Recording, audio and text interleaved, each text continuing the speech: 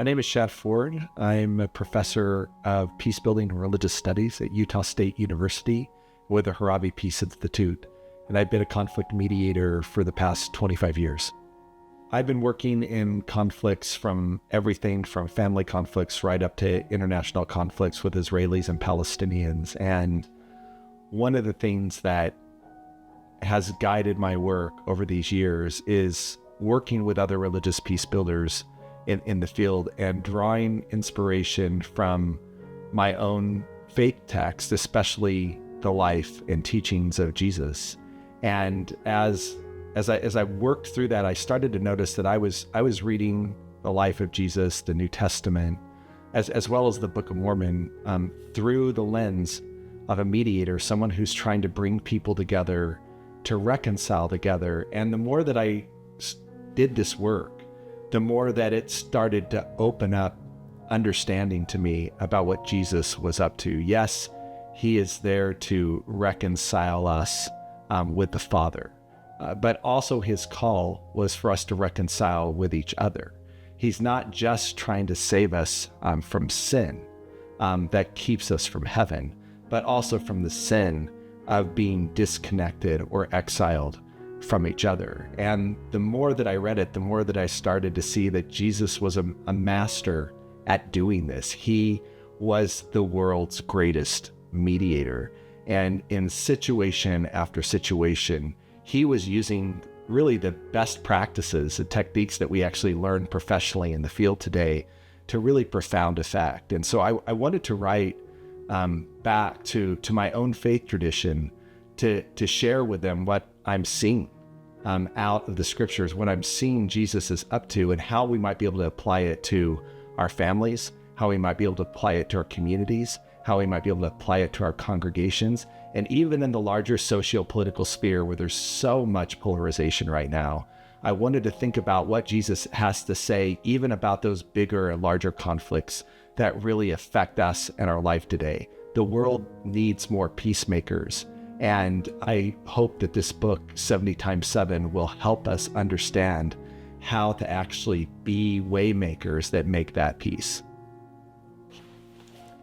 So this is my new book, 70 times 7, Jesus' Path to Conflict Transformation. And this title came to me really early on from a story in the New Testament that is really fascinating to me. Jesus has given the Sermon on the Mount. He's talked about when someone strikes you on one cheek, give them the other cheek. He's talked about not hating your brother. He's talked about if you have a grudge against someone that you're supposed to actually leave your religious offering and go back and reconcile them ahead of time. And the teachings of Jesus were really hard, especially when you think about the context that he was giving them in. The people of Israel were being colonized by the Romans. They ruled them with brutality. Their religious freedoms were curtailed. They were suffering economically. They were looking for a Messiah who was going to militarily deliver them from the Romans. And here comes along Jesus talking about the least of these, talking about forgiveness, talking about turning the other cheek. And I think there's this moment where Peter has been like, okay, this is a lot, this is hard. And he was specifically referencing forgiveness, but I think he was talking about all of Jesus's teachings and says, what about 7 times? Would 7 times be enough?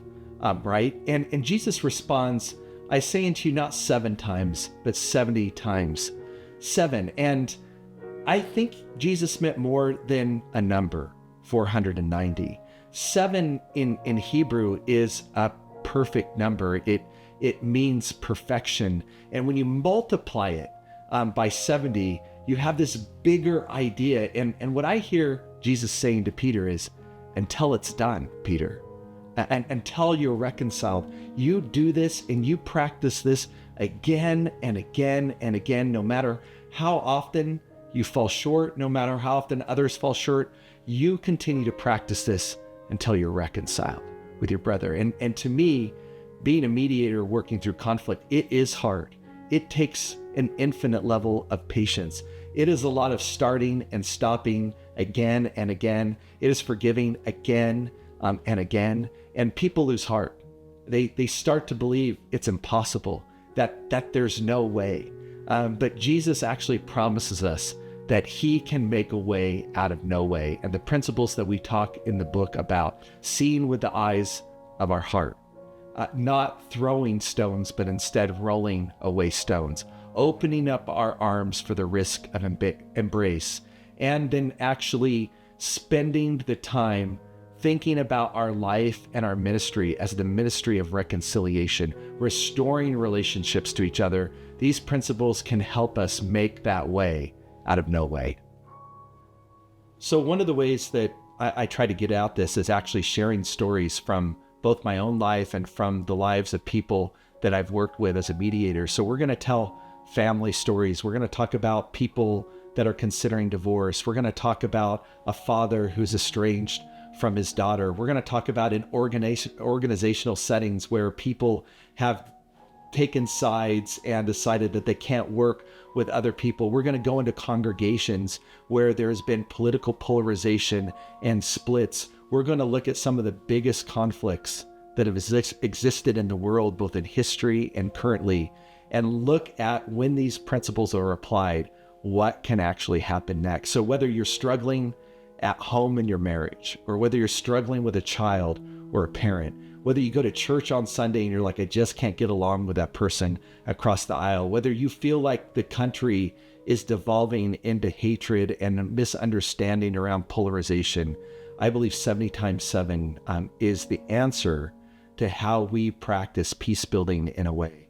President Russell M. Nelson has said that the world needs more peacemakers. He has called us to be peacemakers, and that this book is an invitation to not only accept that call from President Nelson, but have some practical steps and tools to be able to practice peacemaking at home, in our communities, and in the world.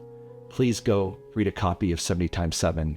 I promise you it's going to help you navigate the most difficult conflicts in your life.